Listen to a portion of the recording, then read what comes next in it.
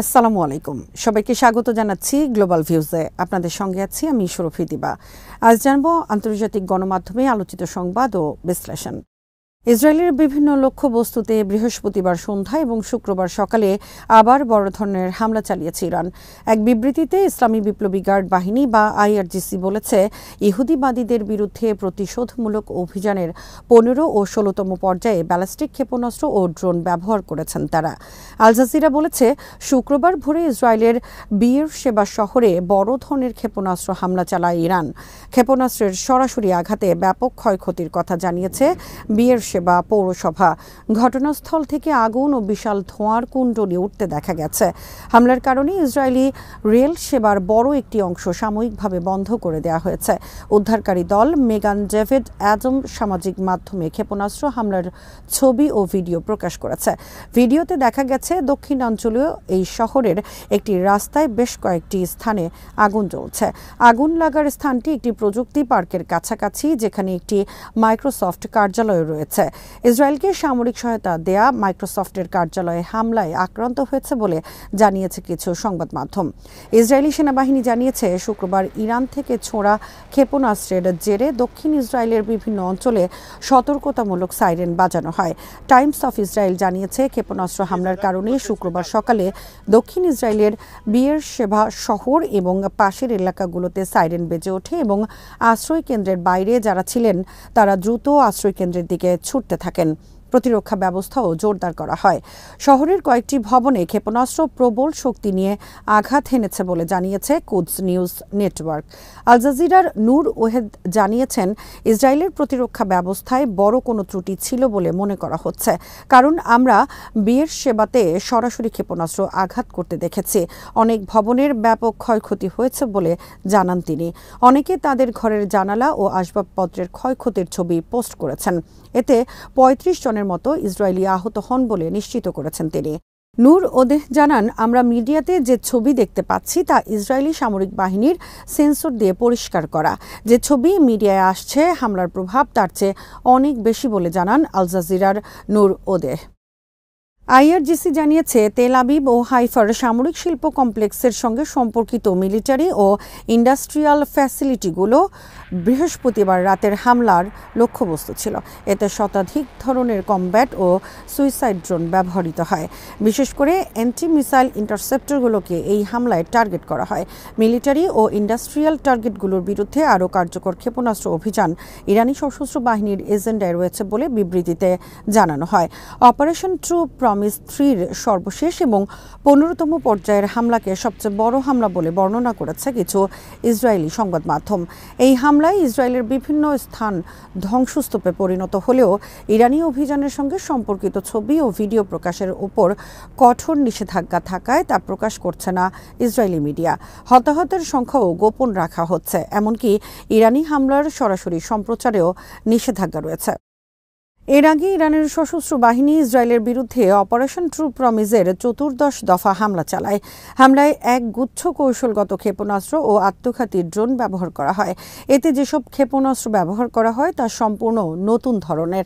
ইসরায়েলের কয়েক স্তর বিশিষ্ট আকাশ প্রতিরক্ষা ব্যবস্থা ভেদ করে এসব ক্ষেপণাস্ত্রের বেশিরভাগই তেল আবিবের বিভিন্ন গুরুত্বপূর্ণ স্থাপনায় আঘাত হানে। কোনো কোনো প্রতিবেদনে বলা হয়েছে, বৃহস্পতিবার ইসরায়েলের আকাশে অন্তত ৫০টি ইরানি ক্ষেপণাস্ত্র দেখা গেছে, যেগুলোর মধ্যে একাধিক প্রজন্মের ক্ষেপণাস্ত্র এই প্রথমবারের মতো ব্যবহার করা হয়েছে। ইসরায়েলি হতাহতের খবর প্রচার করার উপর বিধিনিষেধ থাকলেও কোনো কোনো সূত্র শুধুমাত্র বৃহস্পতিবারের হামলায় ৫০ জনের বেশি ইহুদিবাদী নিহত হন বলে জানিয়েছে। হামলার বিভিন্ন ভিডিওতে দেখা গেছে ইহুদিবাদীরা প্রাণ ভয়ে দিকবিদিক ছুটে পালাচ্ছেন। কেউ ভূগর্ভস্থ আশ্রয়কেন্দ্রের দিকে যাচ্ছেন এবং কেউ বা আতঙ্কে আশ্রয়কেন্দ্রের দিকে না গিয়ে উল্টো দিকে দৌড় দিচ্ছেন। এ সময় ইহুদিবাদীদের আতঙ্ক বাড়িয়ে দিচ্ছে ভয়ঙ্কর শব্দের সাইরেন। এই হামলায় ইসরায়েল সরকারের বহু কৌশলগত স্থাপনাকে লক্ষ্যবস্তু বানানো হয়। এসব স্থাপনার মধ্যে রয়েছে সামরিক ও গোয়েন্দা সদর দপ্তর। এসব স্থাপনায় ইরানি ক্ষেপণাস্ত্র নিখুঁতভাবে আঘাত হানায় ইসরায়েলি আকাশ প্রতিরক্ষা ব্যবস্থাগুলোর কার্যকারিতা নিয়ে বড় ধরনের প্রশ্ন উঠেছে। ইরানের সর্বোচ্চ নেতা আয়াতুল্লাহ আলী খামেনি বলেছেন, ইসরায়েলের ওপর চালানো ক্ষেপণাস্ত্র হামলা বিশ্বের বহু সম্মানিত ও বিবেকবান মানুষকে আনন্দিত করেছে। তার এক্স অ্যাকাউন্টে শেয়ার করা একটি ভিডিওর ক্যাপশনে এমন মন্তব্য করা হয়। ভিডিওর শুরুতে গাজা ইসরায়েলি বিমান হামলার দৃশ্য এবং বেসামরিক নাগরিকদের উপর চালানো সহিংসতা তুলে ধরা হয়। এরপর দেখা যায় ইরানের ক্ষেপণাস্ত্র হামলার জবাবে ইসরায়েলের সৃষ্ট ধ্বংসযজ্ঞ এবং সেখানকার জনগণের মধ্যে ছড়িয়ে পড়া আতঙ্কের চিত্র। ভিডিওতে এ হামলার পর বিভিন্ন মুসলিম দেশে মানুষের উল্লাসও দেখানো হয়েছে। ভিডিওর ক্যাপশনে লেখা হয়, এই ক্ষেপণাস্ত্রগুলো বিশ্বের সম্মানিতদের আনন্দিত করেছে। এই ভিডিওটি এমন এক সময় সামনে এলো যখন ইরান ও ইসরায়েলের মধ্যকার সংঘাত নতুন মাত্রা পেয়েছে। একাধিক পাল্টাপাল্টি হামলার পর গোটা মধ্যপ্রাচ্যে উত্তেজনা তুঙ্গে। এদিকে ইসরায়েলের প্রতিরক্ষা মন্ত্রী ইসরায়েল কাটজ সরাসরি খামেনিকে হুমকি দিয়ে বলেছেন, এমন একজনকে আর বাঁচিয়ে রাখা যায় না। তিনি বৃহস্পতিবার একটি হাসপাতালে ইরানি হামলায় আহতদের দেখতে গিয়ে এই মন্তব্য করেন। ইসরায়েলি সামরিক সূত্র জানায়, ইরানের ছোড়া ক্ষেপণাস্ত্রটি গুশ দান অঞ্চলকে লক্ষ্য করে ছোড়া হয়েছিল এবং এটি ছিল বহু ক্ষুদ্র সাব ক্ষেপণাস্ত্রের সমন্বয়ে তৈরি।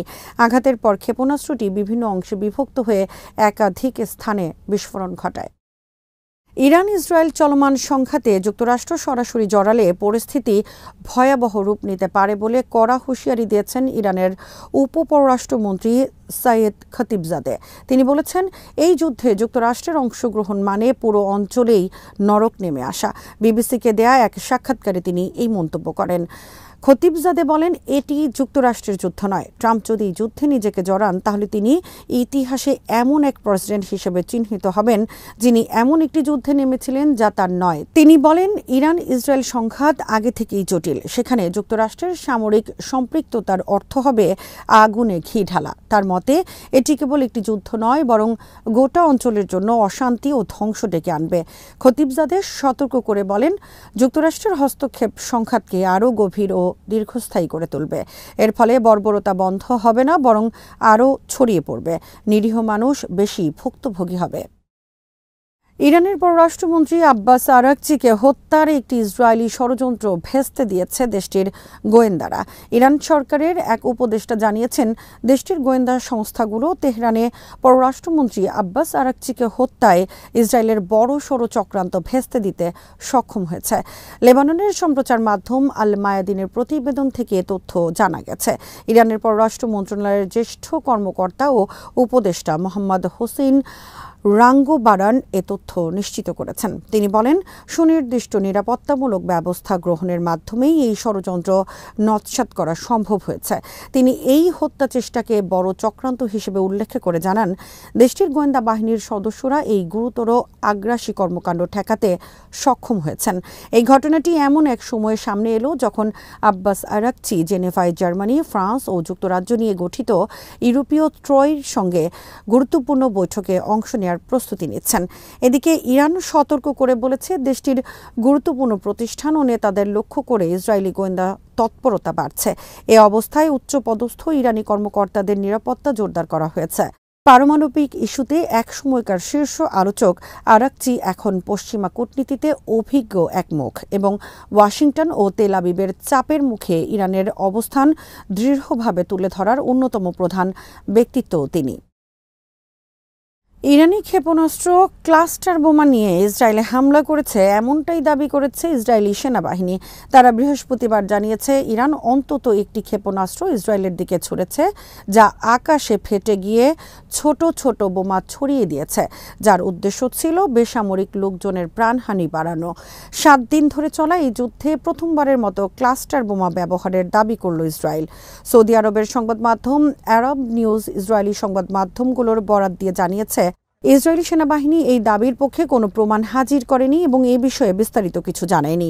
ইসরায়েলের সংবাদ মাধ্যমগুলো জানিয়েছে, একটি ক্ষেপণাস্ত্র ওয়ারহেড ইসরায়েলি আকাশে প্রায় 4 মাইল উচ্চতায় গিয়ে ফেটে পড়ে এবং প্রায় 5 মাইল এলাকা জুড়ে 20টি ছোট বোমা ছড়িয়ে দেয়। ঘটনাটি ঘটে মধ্য ইসরায়েলের আকাশে।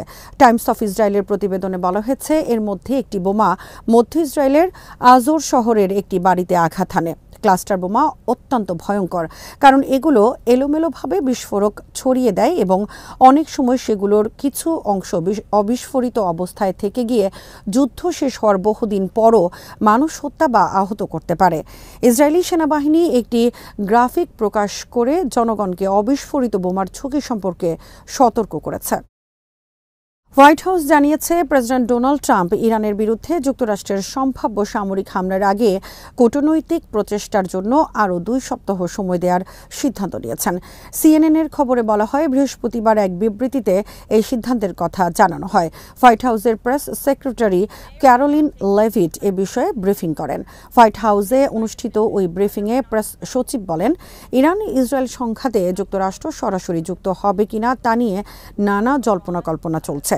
প্রেসিডেন্ট ট্রাম্প বলেছেন, নিকট ভবিষ্যতে ইরানের সঙ্গে আলোচনা হওয়ার যথেষ্ট সম্ভাবনা রয়েছে। আলোচনা নাও হতে পারে।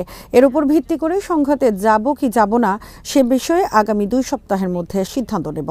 হোয়াইট হাউসের প্রেস সেক্রেটারি বলেন, ইরানের সঙ্গে যে কোনো চুক্তির ক্ষেত্রে ইউরেনিয়াম সমৃদ্ধকরণ না করার বিষয়টি অন্তর্ভুক্ত থাকতে হবে। তিনি প্রেসিডেন্ট ডোনাল্ড ট্রাম্পের আগের অবস্থান পুনরায় তুলে ধরে বলেন, ইরানকে পারমাণবিক অস্ত্র অর্জনের সুযোগ দেয়া যাবে না। ইরানের পরেই পাকিস্তানের পারমাণবিক কর্মসূচিতে হামলা চালানোর হুমকি দিয়েছেন ইসরায়েলের সাবেক উপপ্রতিরক্ষা মন্ত্রী ও লেবার পার্টির কেন্দ্রীয় কমিটির সদস্য মেয়ের মাসরি। সামাজিক মাধ্যম এক্সে দেয়া এক পোস্টে তিনি এই হুমকি দেন। আরবি ও উর্দু ভাষায় মাসরি লেখেন, ইরানের অভিযান শেষ হওয়ার পর আমরা পাকিস্তানের পারমাণবিক কর্মসূচি ভেঙে দেওয়ার চেষ্টা করতে পারি। তিনি আরও লেখেন, পাকিস্তান ইরান থেকে খুব দূরে নয়, এটুকু বুঝলেই যথেষ্ট। মাসরি বর্তমানে কোনো সরকারি পদে নেই, তবে তিনি লেবার পার্টির শীর্ষ নেতৃত্বের অংশ হওয়ায় ইসরায়েলি রাজনৈতিক ও কৌশলগত মহলে তার প্রভাব রয়েছে। মাসরির এই পোস্টের পরপরই সামাজিক যোগাযোগ মাধ্যম ব্যবহারকারীরা ক্ষুব্ধ প্রতিক্রিয়া জানিয়েছেন। অনেকে পাকিস্তানের পক্ষে একজোট হয়ে মাসরির মন্তব্যের তীব্র নিন্দা জানিয়েছেন। আজ এখানেই শেষ করছি। সবাই ভালো থাকুন, সুস্থ থাকুন আর দেখতে থাকুন বিডি ভিউজ। চ্যানেলটি ভালো লাগলে সাবস্ক্রাইব করুন, সংযুক্ত থাকুন আমাদের ফেসবুক পেজে।